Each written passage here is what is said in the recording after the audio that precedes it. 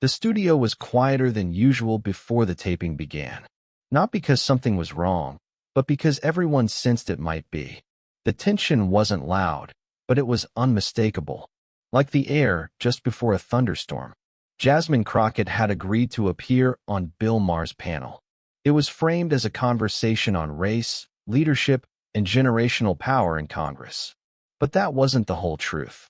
Behind the scenes, Jasmine's team had made clear she would only participate if the show stayed focused on policy. No caricatures, no dog whistles, no games. The producers had agreed. Or at least, they had nodded. When Jasmine Crockett walked on stage, the applause was enthusiastic. She smiled politely, took her seat, and waited. Bill's tone was casual at first. His opening line was light. He said, "Congresswoman Crockett, welcome. I've got to say, I admire your passion. It's very contagious." Jasmine nodded. "Thank you, Bill. Passion's a requirement when your constituents are constantly being left behind." Bill chuckled. "Well, yes, but don't you think sometimes passion gets in the way of reason?" Jasmine's smile faded slightly. "If by reason you mean staying quiet when people are being harmed, then no. I don't think so." The audience gave a tight laugh, unsure of which direction the conversation would turn. Bill pressed forward. He said, "You've made headlines for confronting colleagues in Congress. Some say you're confrontational. Others say you're brave. Which is it?" Jasmine leaned forward. "Depends who's watching. If I raise my voice to call out injustice, some see it as a threat. Others see it as long overdue." Bill smirked. "But doesn't that make it hard to build coalitions?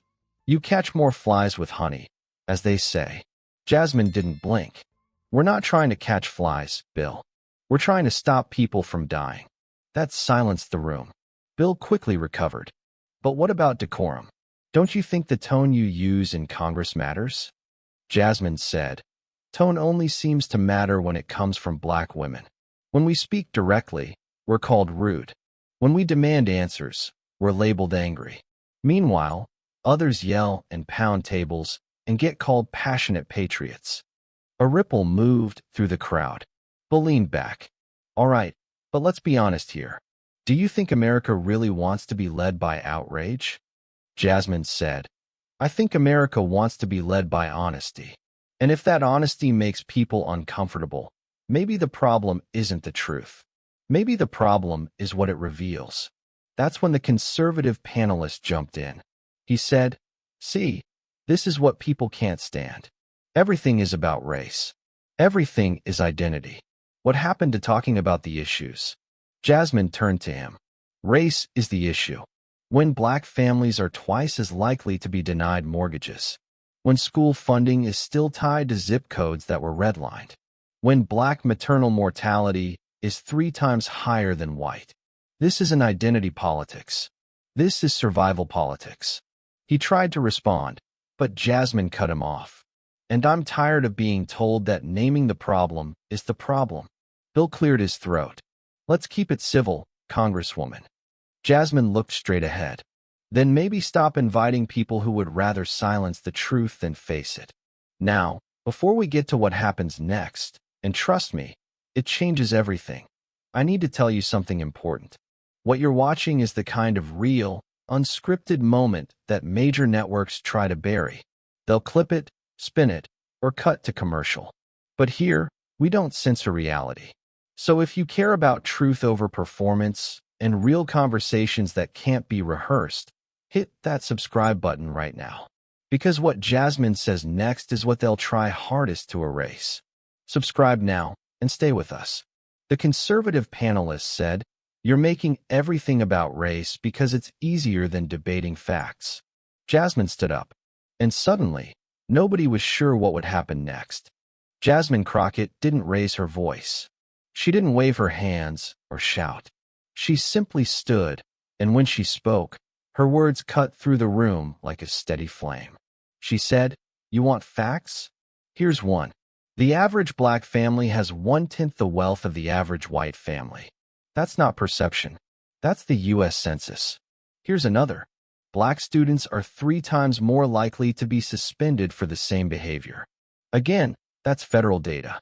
So if you're ready for facts, I have them. But if you want to pretend race has nothing to do with policy, then you're not debating, you're deflecting. The panelist opened his mouth, but Bill interjected before he could answer. Okay, let's cool off. This is supposed to be a conversation, not a courtroom.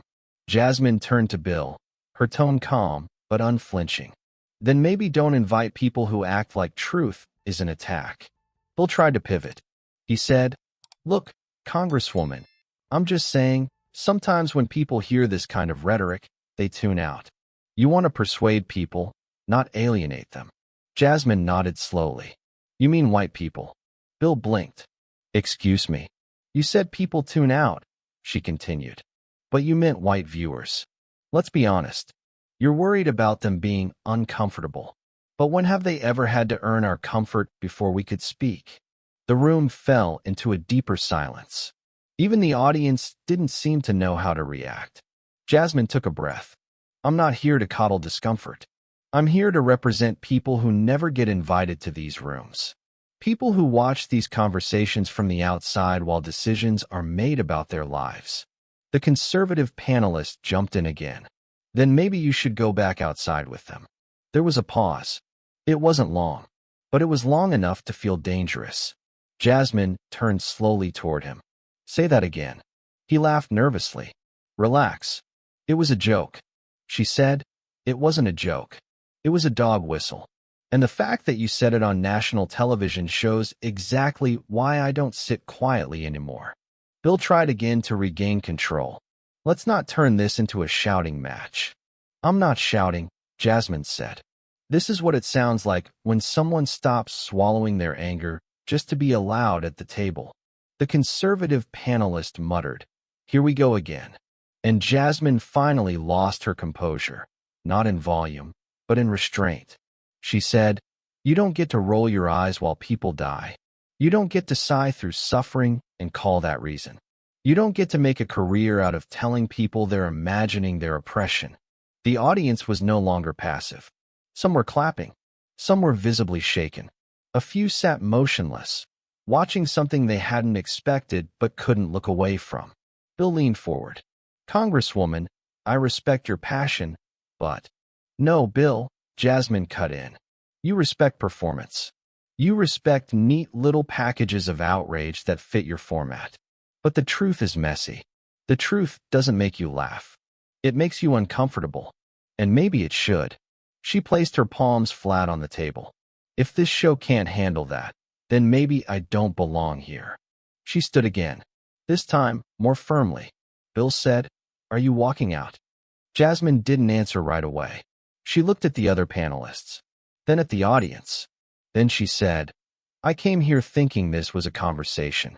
But it turns out, it was a performance. And I don't do performances anymore. She turned and walked off the stage. And what happened next wasn't silence. It was uncertainty. No one knew whether to clap. No one knew whether to follow. Because something had shifted, and everyone felt it, but no one could name it yet. Backstage, Jasmine Crockett walked briskly down the corridor, her heels echoing against the studio floor. A production assistant followed, calling her name softly, trying to coax her back. She didn't stop, not out of anger, out of certainty. She had said what needed saying. Anything more would only be for show. A young woman holding a clipboard met her in the hallway. She looked stunned. She said quietly, You weren't wrong. Everyone felt it. Jasmine just nodded and kept walking. Her face was composed, but her heart was racing. This wasn't how she wanted the night to go, but it was exactly how it needed to. Back on set, Bill Maher sat stiffly at the table, his usual poise chipped by something he wasn't ready for. He forced a smile and turned to the camera. Well, folks, he said. As you can see, Congresswoman Crockett felt pretty strongly about a few things. The audience chuckled nervously. The conservative panelists smirked. Typical. They always run when challenged. Someone in the audience shouted. She didn't run. She stood up. Bill's face tensed. All right, let's move on. But the audience didn't move on. Another voice called out. She spoke truth, and you cut her off. Bill tried to deflect. This is a comedy show. Let's not take ourselves too seriously. That only made things worse. Backstage, Jasmine finally stopped in the hallway. She leaned against the wall, closed her eyes, and let herself breathe. A camera operator walked by and said, "I've worked here 8 years." That was the first real moment we've had in a long time. Jasmine gave a small, tired smile. She said, "Then maybe they should have more of them."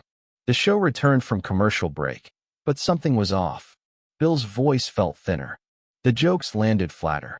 The panelists were still talking, but the center of gravity had left with Jasmine. The segment ended early. Within minutes, clips of the confrontation were everywhere. Social media lit up. Hashtags trended. Hashtag Crockett walkout. Hashtag truth over politeness. Hashtag Bill Maher is the problem. But it wasn't just Twitter noise. Real people were watching. Real people were reacting. Some were defending Bill. Others were furious. But the loudest voices came from young women, especially women of color, who saw in Jasmine something they'd been waiting to see for a long time. She hadn't performed. She hadn't softened. She hadn't asked for permission to speak. She had simply said enough. Later that night, Jasmine posted a short video from her hotel room. No makeup, no lighting, just her. She said, "I didn't walk out because I was offended. I walked out because I refused to let my voice be flattened to make others comfortable." We talk about civility like it's the goal. But civility without truth is just quiet cruelty. And I won't participate in that. She paused. I didn't come to argue. I came to represent. And I'll keep doing that, even if it means walking out of every room that refuses to listen. The video had 5 million views before sunrise. In the days that followed, everything shifted. Clips from the show circulated nonstop. News outlets picked up the footage. Some framed it as a meltdown. Others called it a necessary reckoning. But most agreed on one thing. Jasmine Crockett had changed the conversation. Bill Maher addressed the incident on his next episode. He said, "What happened last week wasn't scripted. It wasn't polished. And it wasn't productive. I invited a guest and she walked out. I don't regret tough questions. But maybe I regret how they were asked." It was the closest thing to an apology his audience had ever heard. But Jasmine wasn't watching. She had moved on, attending a town hall in her district where local families greeted her with standing ovations. Elderly women reached out to hug her. Teenagers held up hand-drawn signs that said, "Louder every time." One high school senior said through tears, "You stood up when we couldn't. Thank you." Jasmine smiled, held the young woman's hand, and said, "Now it's your turn." Elsewhere, panel shows tried to bring her up, but something had changed in the room. Conservative commentators fumbled with their talking points, no longer confident that calling her angry would be enough to dismiss her. Liberal pundits paused before interrupting women of color on air. The aftershock of what happened on Bill Maher's stage reached far beyond that one episode. Other guests who had stayed silent in similar moments began speaking out. One black journalist tweeted, "I stayed in my seat when I should have stood. Watching Jasmine gave me courage I wish I'd had." A well-known actor shared a clip of her walkout and wrote, "She didn't just walk out. She walked through a door the rest of us had been staring at for years." Within a week, the network issued a carefully worded statement about fostering respectful dialogue. But the public saw through it. They weren't asking for statements. They were following Jasmine. At her next appearance, not on television, but at a college auditorium in Georgia, the crowd was packed beyond capacity. No cameras, no makeup team, just a microphone and a woman who had finally said what so many had been swallowing for so long. She stood on stage, looked out at the hundreds of students before her, and said, "They didn't cancel me. They confirmed me." The audience roared. She continued, "I didn't lose control. I took it back. And if there's one thing I want you to remember, it's this. They will always try to reduce you to the loudness of your voice, so they don't have to hear the weight of your words. Don't let them." Her speech was shared over and over. And with each new share, more people found something in her words they didn't know they needed: permission. Permission to stop shrinking. Permission to stop smoothing their edges to fit into broken spaces. Permission to say, no more. Jasmine Crockett didn't just walk off a set. She walked out of a performance, out of a trap, out of a conversation that wasn't interested in truth. And in doing so, she walked into something much bigger. Not just visibility, but power. And she never looked back.